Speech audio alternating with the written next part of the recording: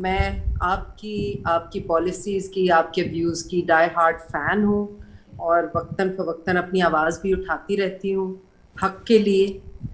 اور ایک چیز کا کریڈٹ میں آپ کو ضرور دینا چاہوں گی، جو آج سے نہیں ہے، تو جب سے آپ نے اپنی اسٹرگل شروع کی ہے اقتدار میں آنے سے پہلے سے،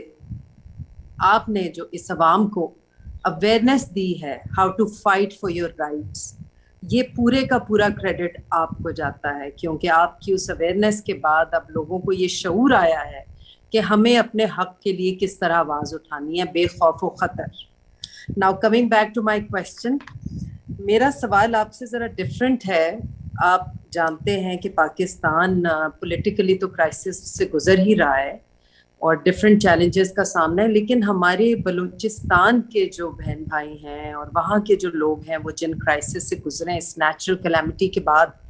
تو اس کے لیے آپ کا یا پاکستان تحریک انصاف کے ممبرز کا کیا کردار رہا ہے؟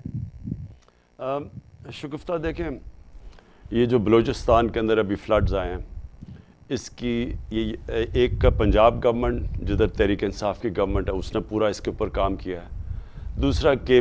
پختونخوا کی گورنمنٹ ہے، ان کا خیر ان کا اپنا بھی ساؤتھ کا جو ایریا تھا ادھر فلڈ آیا ہوا ہے. اور تیسری جو بلوچستان کی گورنمنٹ ہے وہ کوشش کر رہی ہے، اور پھر فیڈرل گورنمنٹ. دیکھیں پارٹی اس میں کچھ نہیں کر سکتی ہے، اتنا جو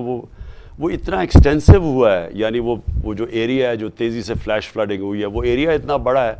کہ اس کے اندر اگر آپ سمجھیں کہ ایک پولیٹیکل پارٹی کچھ کر سکتی ہے اس کے لیے مشکل ہے، گورنمنٹس کر سکتی ہیں. All praise to you and شکریہ خان صاحب.